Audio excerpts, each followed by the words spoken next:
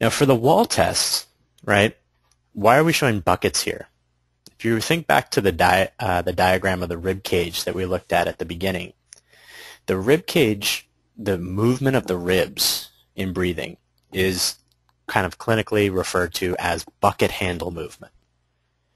And if you think about the way the handle is attached on these buckets, right, it's attached on each side of the pail or the bucket, and when it moves, it kind of swings from side to side. So it's an arc, it's a curve, and it's attached at 2 pivot points.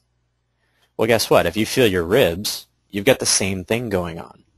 So your ribs are attached in the front to the sternum, to the breastbone, and in the back, they come in and they're attached around the spine.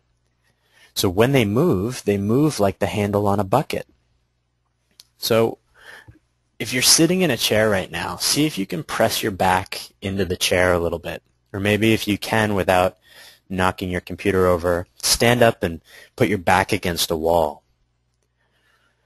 This is along the lines of the same exposure most people have to breathing when they think about belly breathing, right? Most people haven't trained or haven't thought of working with the back of the diaphragm. So we're going to use the wall test to start to get familiar with activating the back of the diaphragm. If you do enough of that puff in the belly breathing, the front of the diaphragm starts to move a little bit. But there are a couple things from the back that start to inhibit the movement of the back of the diaphragm. One is that for a lot of people, the spine is really closed down. So all of those attachments and the ligaments and the muscles around the spine that sort of feed into the back of the diaphragm tend to be more shut down if your back feels really stiff. The other is that you have your kidneys back there, right? The diaphragm sits right on top of the kidneys in the back. And when it comes to breathing, it's actually the way the organs are built, the way that your organs are different, right? The liver, the stomach, the spleen, they're all squishier.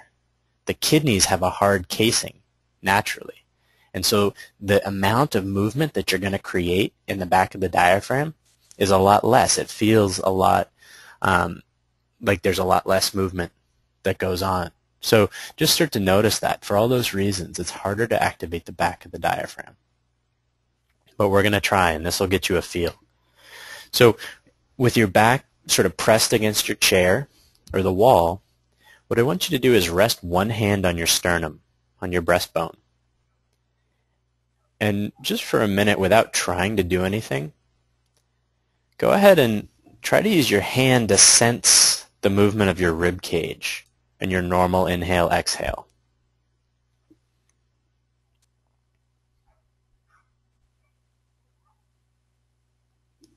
You know, right now, don't worry about it. If the breastbone is moving up and down, that's okay. But see if you can use your hand to feel the entire shape. So feel the breastbone, feel the ribs. Use maybe the outside feedback of the chair or the wall to start to feel the back of the ribs.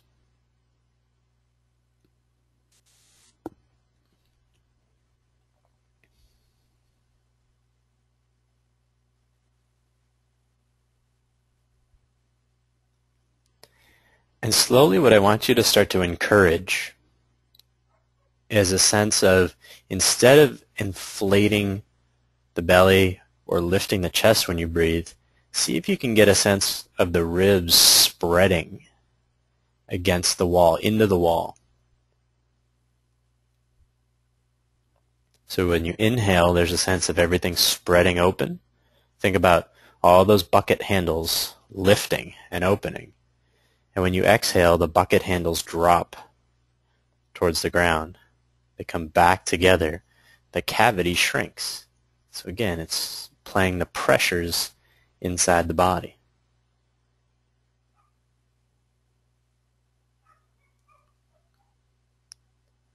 So inhaling, filling, exhaling, relaxing.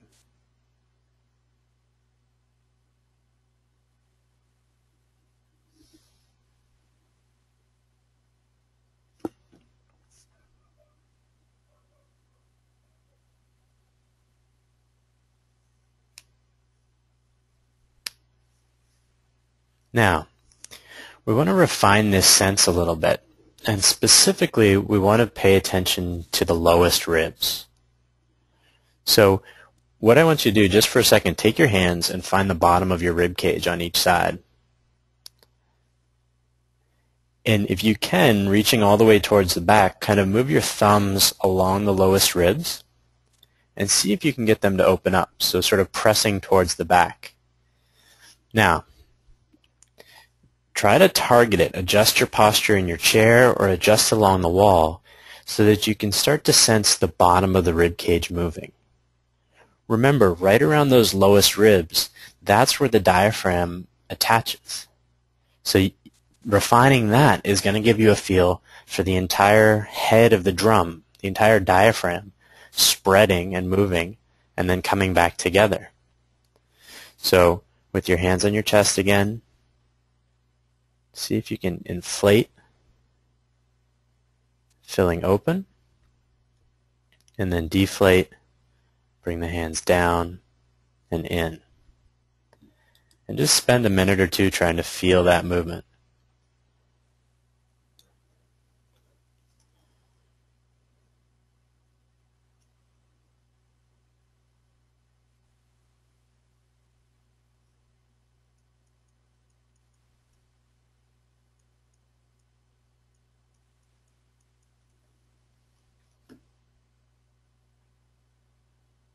Yeah, so what should be going on, what you want to look for more and more is you want to look for a sense of broadening. The ribs broaden out to the sides and spread into the back. And the more you do this, the more you're going to be able to tune in to the diaphragm moving, and you'll get it expanding all the way around. Now, if you this as a quick exercise, the best possible thing you can do for this, the wall is pretty good, but if you can get somebody's hands on there, a couple of things you're going to notice. One is that the two sides will tend to fill at slightly different rates.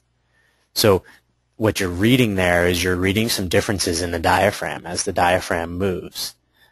So in other words, if somebody's got their hands on your bucket handles, not on your love handles, on your bucket handles, right, the bottom two ribs, what you'll feel there is that you'll feel an expanding sideways. So you'll feel the right side fill up a little bit and then the left side fill up a little bit. And what you want to do with practice is you want to balance out those two sides so that you get smooth, even movement of the bucket handles as you go. The next thing that you'll notice over time, and we're going to talk about this more in detail in a minute, is that sense of the diaphragm moving, again, is going to change your breathing pattern to feel much more like a cylinder activating through the organs rather than the front pops out, the sides pop out, or the back pops out. So by focusing on the diaphragm, you'll get a smooth, even cylindrical feeling.